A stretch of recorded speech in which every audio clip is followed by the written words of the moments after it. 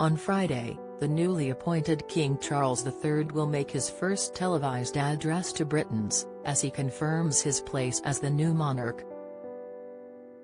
While Her Majesty's death at the age of 96 has left many devastated and in sadness, stories of her warmth and joyfulness have emerged, particularly with other well-known figures. And when you are one of the world's most recognizable people, it is not surprising that other famous faces are forgotten, such as that of Hollywood heavyweight John Wayne, who was asked to move when the Queen visited Philadelphia in 1976. Her visit to the American city in the 70s marked the first time a sitting monarch had come to the location, and was part of celebrations to commemorate the U.S. bicentennial. Britain and the Commonwealth yesterday went into mourning after news emerged Queen Elizabeth II had passed away. Her immediate family, including the likes of Prince Charles, Prince William, Prince Harry, and Princess Anne, gathered at Balmoral on Thursday, before confirmation of her passing was made public.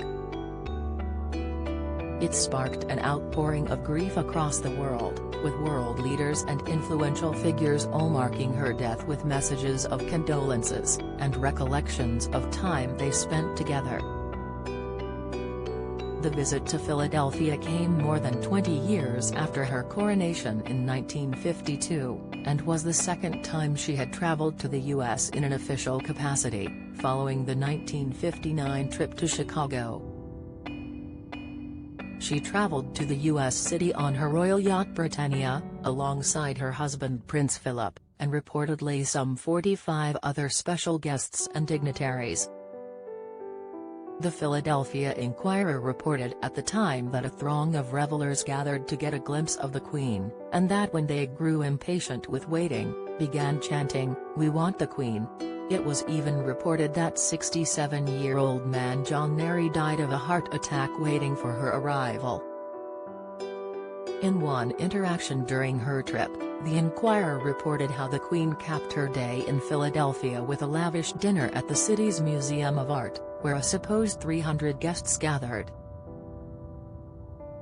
The city's Daily News, however, noted at the time, one security worker failed to recognize actor John Wayne and asked him to step out of the Queen's path as she was entering.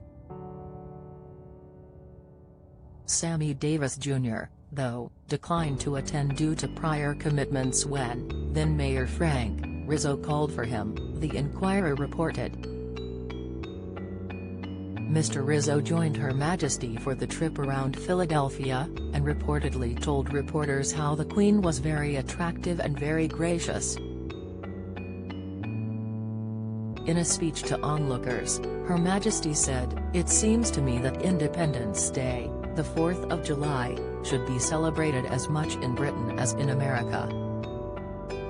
Not in rejoicing at the separation of the American colonies from the British Crown, but in sincere gratitude to the founding fathers of the great republic for having taught Britain a very valuable lesson. We lost the American colonies because we lacked the statesmanship to know the right time and the manner of yielding what is impossible to keep." Another highlight of the trip was when the Queen gave the city another Liberty Bell, and she went home with a piece of the original. The Inquirer reported that the mini Liberty Bell she was given was made from scraps collected when the cracked bell was drilled and a bolt inserted many years ago. The Queen reportedly said, "You know, this is one of the finest symbols of any country in the world. Everybody knows about the Liberty Bell." Her Majesty's death on September 8 will be marked on Friday with a minute's silence before King Charles III delivers a speech to the nation and Commonwealth. The Queen's funeral is expected to take place within the next 10 days.